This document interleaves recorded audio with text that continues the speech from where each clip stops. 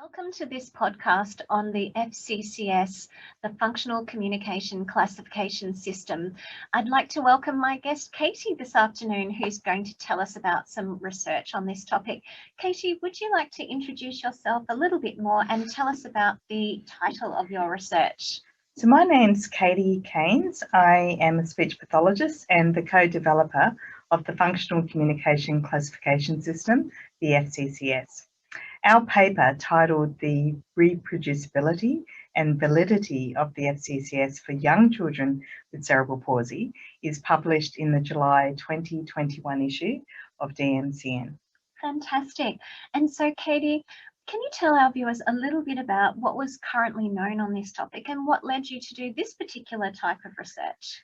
So the FCCS is one of three communication classifications in current use for children with cerebral palsy. The Viking Speech Scale classifies motor speech function, whereas the FCCS and the Communication Function Classification System classify everyday communication skills. So all three contribute to a holistic understanding of communication performance. The FCCS has been shown to be valid and to be reliable for children with cerebral palsy aged 4 to 18 years of age. Papers can be sourced from the October 2015 and the July 2019 DMCN issues. For this study, we wanted to examine the application of the FCCS with younger children with cerebral palsy aged 2 or 3 years. That's fantastic. You're congratulated to be involving younger children in research, because that's always a challenge, isn't it?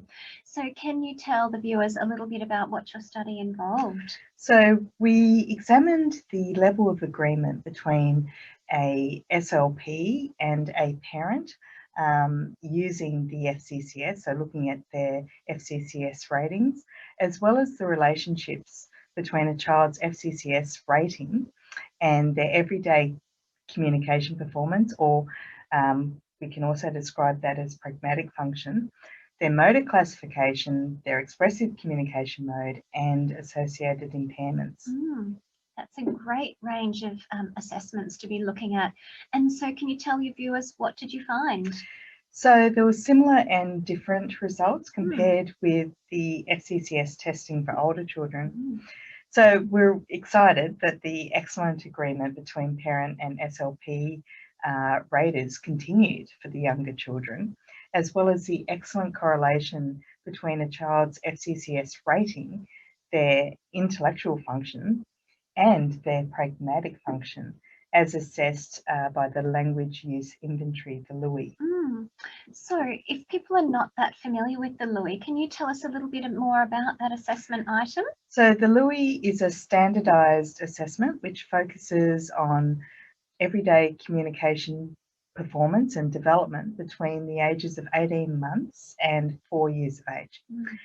Now, nearly all children rated as effective communicators in our study, so FCCS levels 1 and 2, demonstrated typical everyday communication function for their age, as assessed by the LUI. That's fantastic. And so you mentioned before that there were some similarities and some differences in your results for the younger children compared to older children. So could you tell us a little bit, first of all, about the similarities? So we also found an excellent correlation with expressive communication mode, which was similar to what we found with the older children. Unsurprisingly, effective communicators in this study, so children rated at FCCS levels 1 and 2, use speech as their primary expressive mode. Over a third of children in this study were learning to use or needing augmentative or alternative communication strategies for communication. So it would be important to review their FCCS rating on a regular basis, especially as their experience and competence with AAC develops. That's very important, isn't it? Because they go through quite a developmental period with that. So I wonder, could you tell us a bit about the differences between younger and older children? So we found for younger children, the FCCS had a weaker correlation with manual ability, but a stronger correlation with gross motor function and vision. So the majority of children in this study presented with milder restrictions in both gross and fine motor function, so GMFCS and Minimax levels 1 and 2, which may have influenced those findings. The presence of visual impairment in young children correlated with less effective communication skills. So this really highlights the need for early intervention to adapt and to augment interactions to support a child's communication and social development. Couldn't agree more. Early intervention is what we're all aiming for. So, taking all of this into account, what do you think would be the most important take-home message for the viewers today?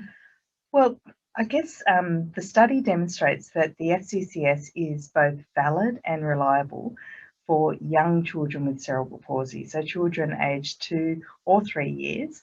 And this adds to the existing evidence that we have to use the FCCS across the age span from 2 years to 18 years of age for surveillance, for research, or for clinical applications.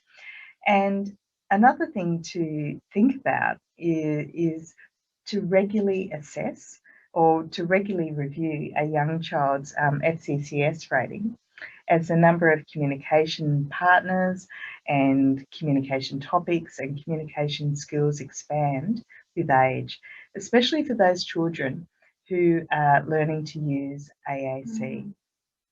That's very good advice, and I'm sure our clinicians and researchers can take that on board.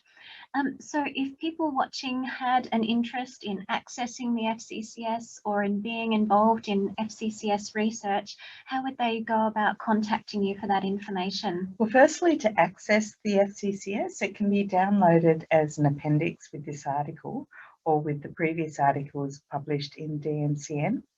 If you want to know more about our continuing research using the FCCS or would like to collaborate, feel free to contact me on my email, which is k.caynes@uq.net.au. Thank you, Katie. That's terrific to know.